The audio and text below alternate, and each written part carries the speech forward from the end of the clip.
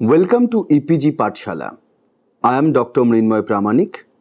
I teach comparative Indian language and literature at the University of Calcutta. Today we will discuss Amir Khusro and his contribution in Indian literary thought and literary practice. Pandit Jawaharlal Nehru, in his discovery of India in 1961, wrote, Khusro's enduring fame in India rests on the riddles, quibbles, and songs written by him. In this module, we will briefly discuss about Amir Khusro and his poetic contribution in Indian poetry and music. And we will also learn about his thought on poetry. Amir Khusro is a talent with multiple layers of artistic expression. He wrote his poetry in Persian and in Hindi and so skillfully accommodated many words of Arabic into his work. He also knew quite a few other Indian languages, including Sanskrit. He is also a renowned critic of Indian poetic works in medieval India. He practiced multilingualism in his work and in his knowledge. Amir Khusro appeared as a symbol of multilingual ethos of India. His work can be considered as work of comparative literature in today's sense, Ganesh Devi opined. In this module, we will try to portray different dimensions of such a great mind of India. Amir Khusro is originally a Turkish by birth. His family settled in India few generations back before Amir Khusro's birth. He took birth in 1253 AD and he died in 1325 AD. He began his career as a soldier, but he also was well known for his poetic talent since the childhood.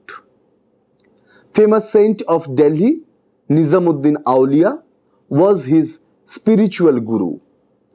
Auliya was impressed by Khusro's talent when Khusro was a boy. One side, he is a poet of high talent, and in the other, he is popular, very popular among the common people of India. A poet and a composer, Khusro successfully reached to the heart of the common people of India with his masterly skill on language and power of expression. His songs and poems are so popular even now. Ganesh Devi informed, though Khusro knew Sanskrit very well, he never translated any of the theoretical text from Sanskrit into Persian. He tried to represent his own theoretical, philosophical understanding of poetry and literature through his poetic practice.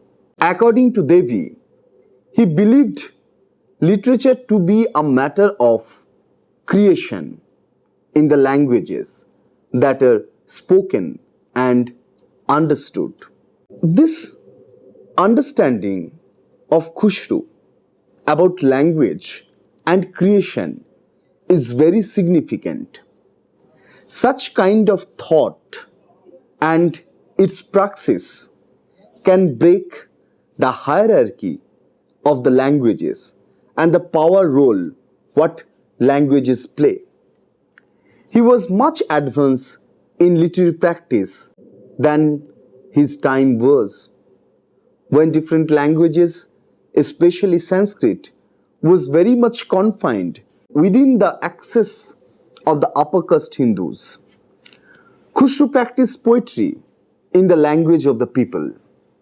He wanted to send the poetry in the inner world of domestic life of the people, and a language as a tool he used to show that poetic spirit passionately kept in his mind.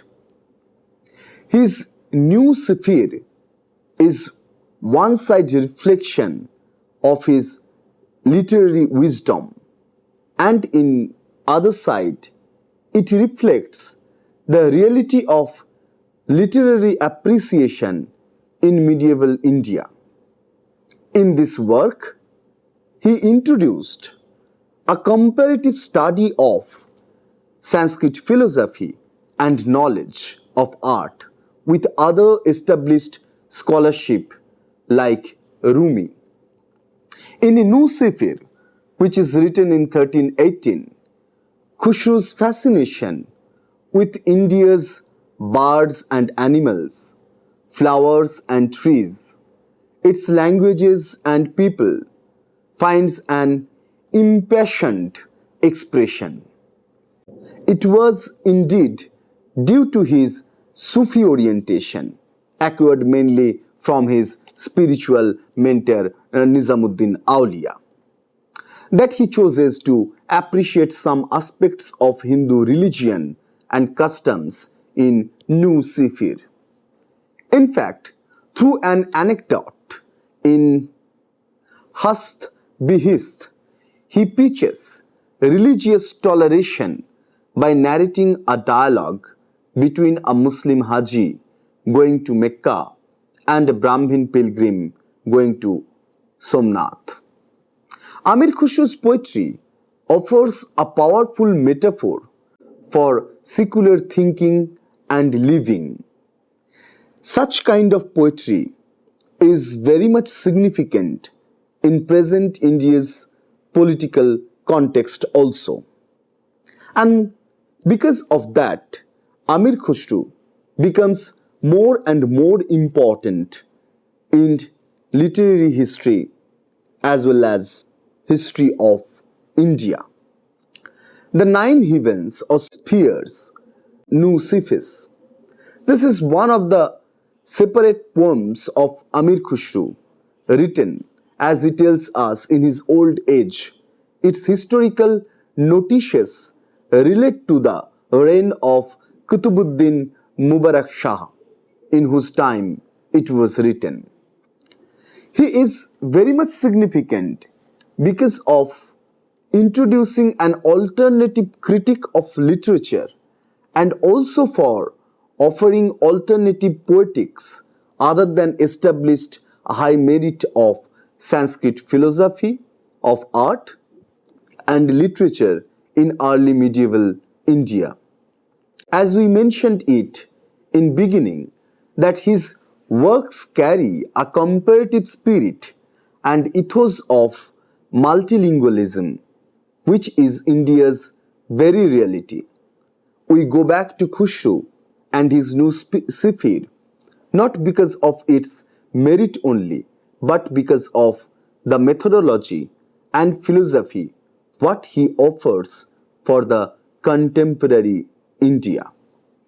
In his Nuh Saphir, he talked about different issues on literature, language, multilingual culture, caste and wisdom, etc.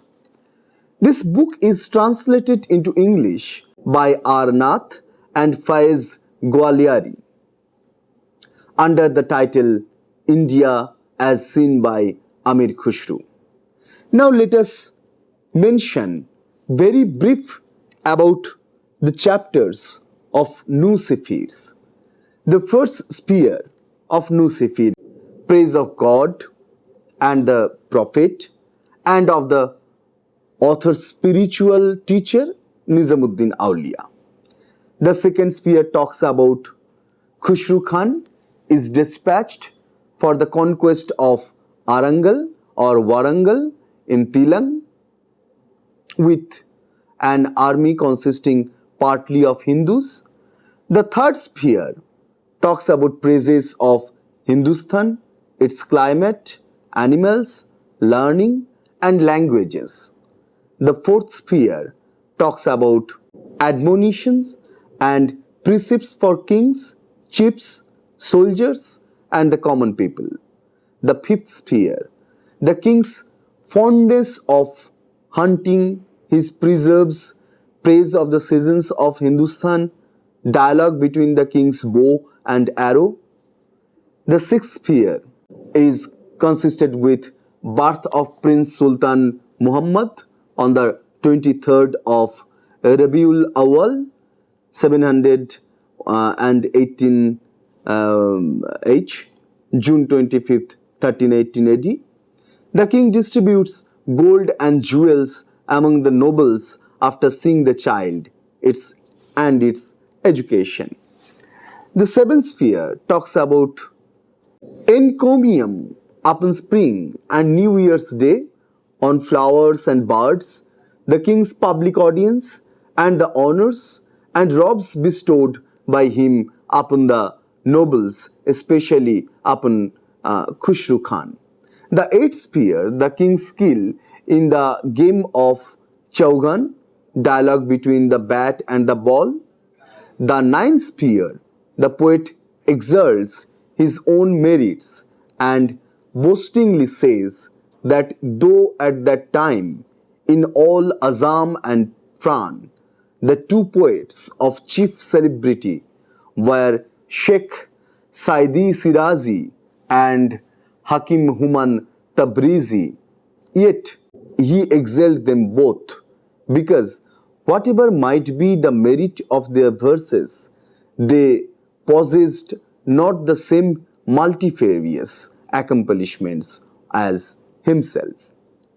In this study of Nuh Saphir, we can understand that how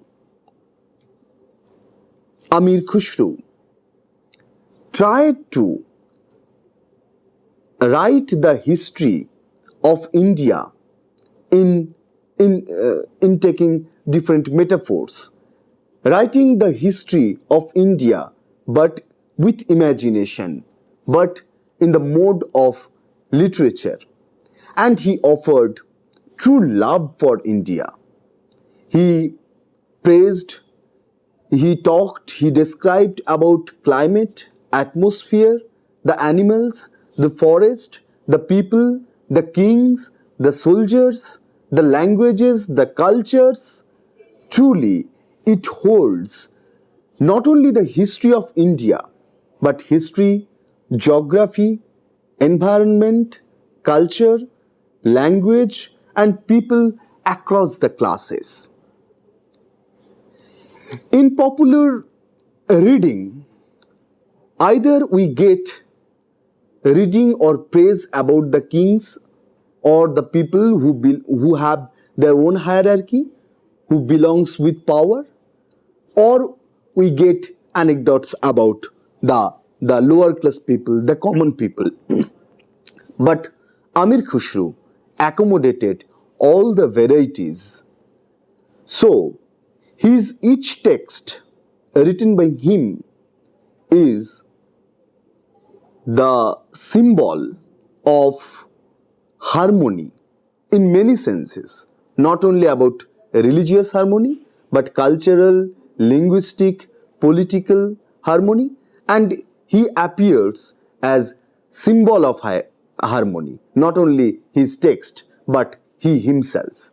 With this book, Nuh Saphir, he writes something in celebration of the completion of the Shahnama, which shows his literary love, his literary desire, and he made path of celebrating literature, not only the writing, not only the reading, but celebrating literature. In the year of Arabia, represented by the power of the king, he even completed the verses which had strung together.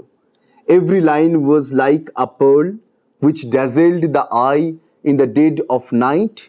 The whole of the poem is filled with praises of the King Shah Muhammad, the defender of the law of the Prophet, and by right the ruler of the earth, by order of the Imam. Everywhere crowned heads swear fealty to him, everywhere celebrated men are the slaves of his behest. This is how a different kind of society has been observed by Amir Khusro, and he helped us to see. Khusro described about his learning of Sanskrit from the Brahmins and how this knowledge and wisdom was secret to the Brahmins only. To talk about this, he expressed his great regards for Indian knowledge and wisdom. He stated that there are objects to be learned in every nook and corner of India. He observed the language practice and linguistic communication of different communities. India has several languages living, and the Indians are able to speak more than one language and dialects, whereas it is difficult for others like Chinese, Turkestan, Turk, Arabs, etc. He mentioned. He stated that Indians are master of learning different languages. The skill what Indians have for learning a language is comparable to the India's power to conquer a land. Then he went into that the Brahman never go outside to learn new things from others, and they also do not bother to evaluate their knowledge by other through visiting new lands. But India is very much famous for its contribution in arts and sciences, what attracts scholars across the world.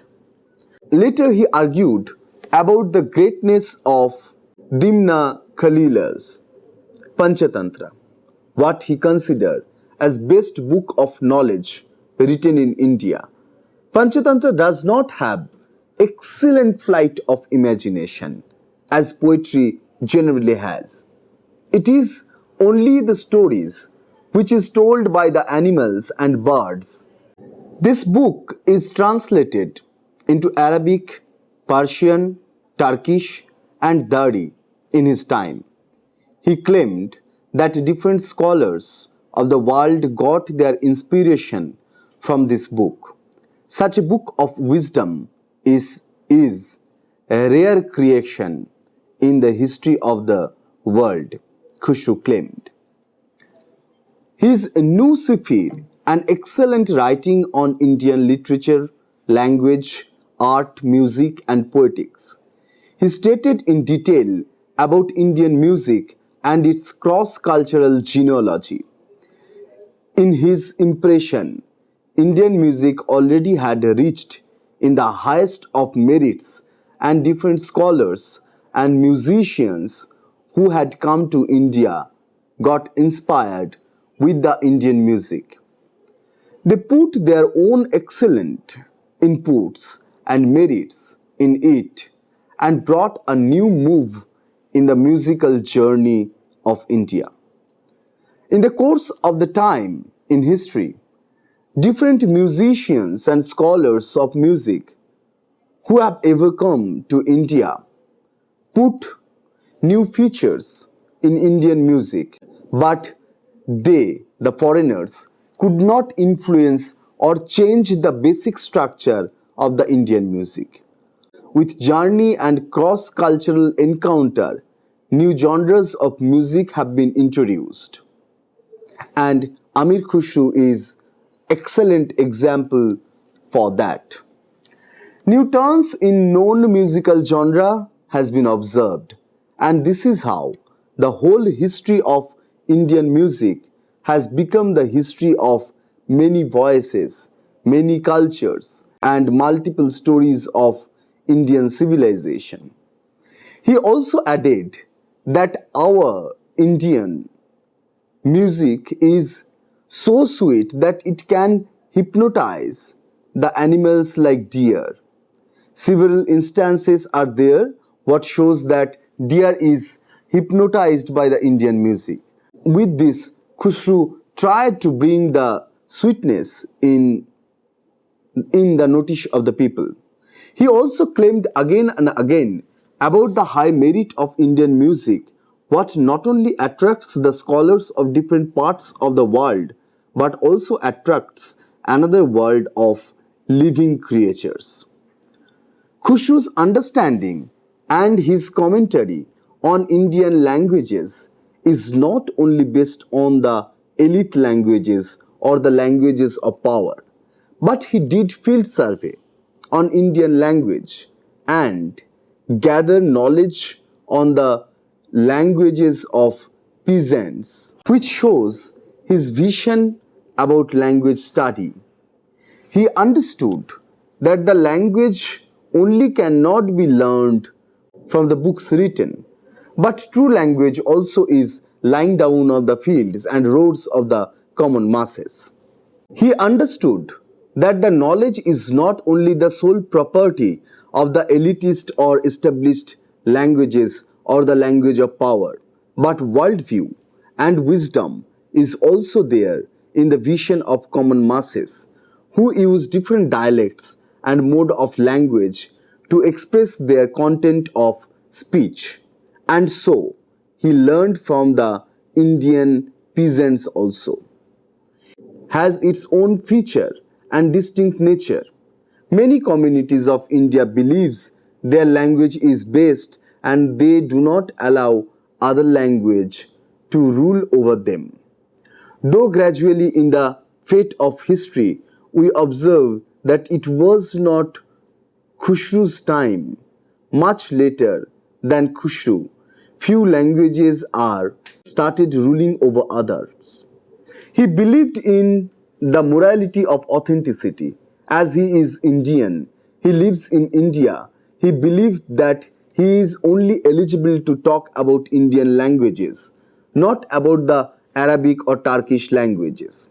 So, in his masterpiece Nuh Saphir, he talked, debated, argued about Indian knowledge, Indian poetics, Indian music, and Indian languages. He specifically mentioned about Hindi, Sindhi, Lahori, Kashmiri, Kubri, Dur Samudri, Tilangi, Gujar, Mabri, Gaur, Bengal, Audhi, Delhi, and many other languages. His note on Indian languages is one of the early notes which gave description about the modern Indian languages. It is considered as an early history of modern Indian languages also. He considered the Sanskrit, which he mentioned as the language of the Brahmins, as the best language among all these aforementioned languages. He describes Sanskrit as pearl among the pearls. He also mentioned about knowledge on literature, grammar, poetics, philosophy found in Sanskrit languages. Now let us briefly discuss about other poems or poetic creation of Amir Khusro.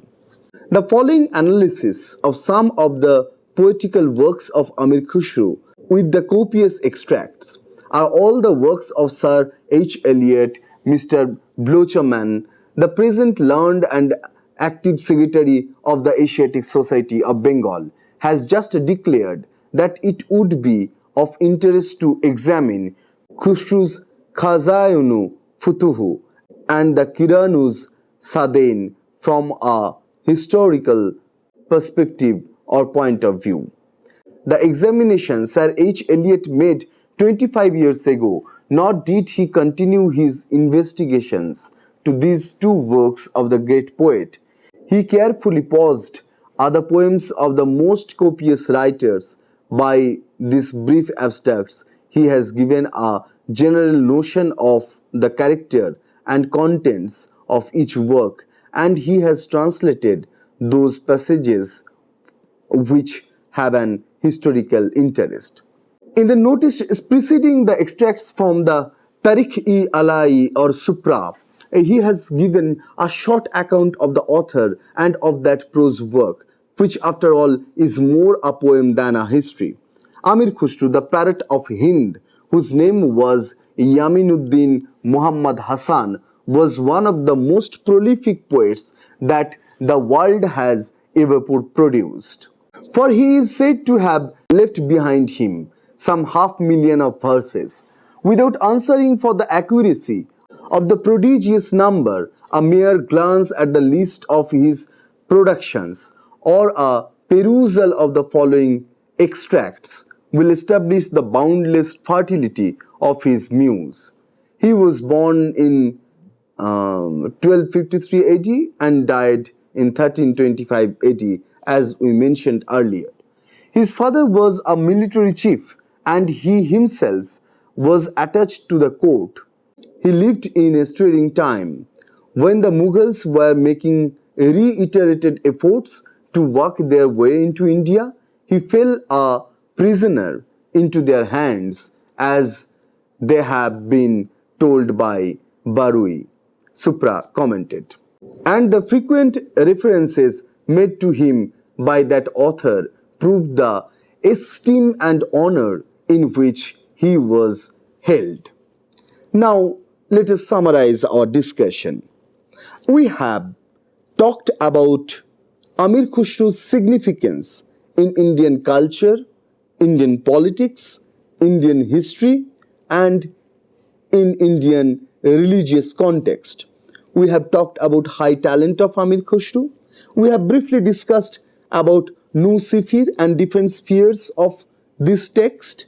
We have also discussed the poetic talent of Amir Khusro in this module. We have tried to accommodate the scholars' views in this lecture, and for further details and to get detailed reading about Amir Khusro, you can consult the e-text. Thank you.